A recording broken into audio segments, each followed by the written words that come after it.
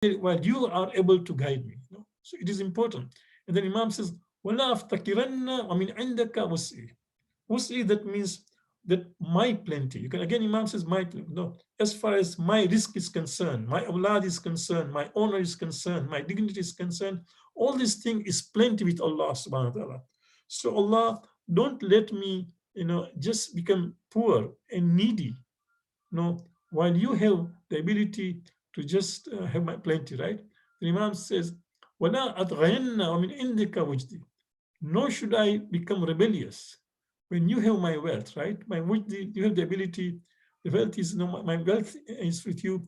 Let me not rebellious. No, I should not do riyan.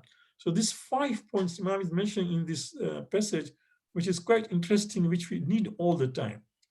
Why I'm mentioning this? Because sometimes maybe we don't have time to recite the entire dua. So what we should do, that just pick up within this thing, within this dua. Remember, we have said this thing a number of times. If you can't do everything, don't leave everything, right? So in the same way, if, for example, if you feel this dua is long, then just pick up a few passages and read them again. For example, yesterday we discussed about shaitanic thoughts, right? Shaitan brings thoughts about in us, and we try to, for example, become negative. So, and Imam says, turn into zikr of Allah subhanahu wa ta'ala. So in the same way, if a person is suffering at certain things, you can repeat those passages again and again. Let me share with you one or two hadiths before we go into. There's a beautiful hadith, Imam al-Islam says in Gur al-Hikam. Gur al-Hikam is a book which is, alhamdulillah, been translated. When I was in the house, I said, this book is so great, I wish it's translated, but now it is translated. It's available also online, alislam.org.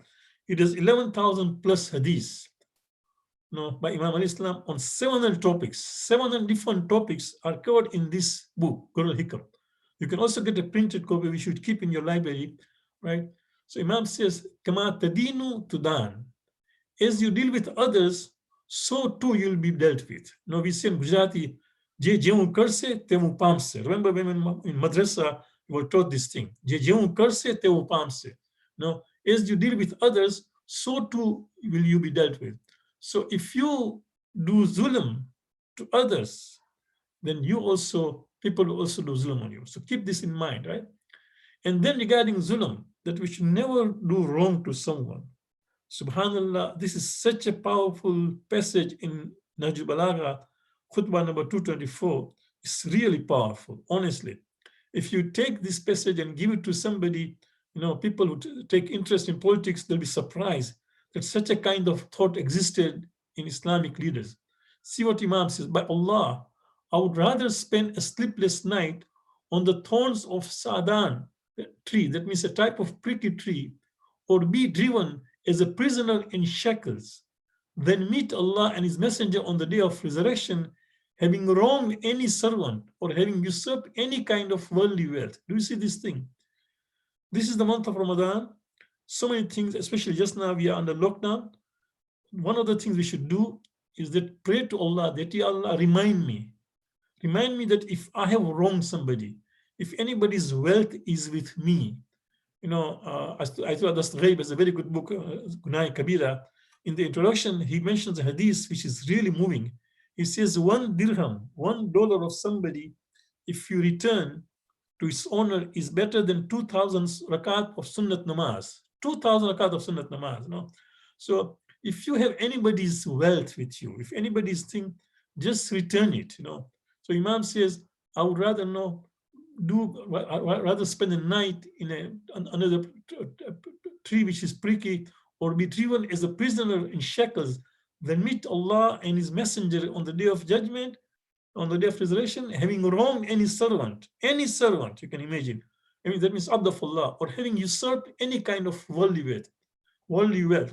How can I wrong anyone for the sake of this soul that is rapidly hastening towards destruction and is to remain under the earth for a long time? So you can see how we can even do this thing. So keep in mind that we should not only not be wrong, but we should not also wrong others. Yesterday we mentioned about an article on Imam Hassan Islam. So this is the link. It is known as Imam Hassan, Myth of His Divorces. This is by Sayyid Akhtar Rizvi. So if you go to Islam, just write myth of divorces. because there are myths. There is a lot of propaganda by Banu Abbasi and Banu Umayyah against Imam Hassan Islam, because he did a peace treaty with Muawiyah, and Muawiyah wanted to just make his son Yazid to become a Khalifa. So they did all this kind of propaganda to just justify appointment of Yazid, you can see. So it's a good article. Since we just celebrated Imam's birth yesterday, I would advise people who have not read this article, you should read this thing. We come to some advice regarding the month of Ramadan. Yesterday we discussed about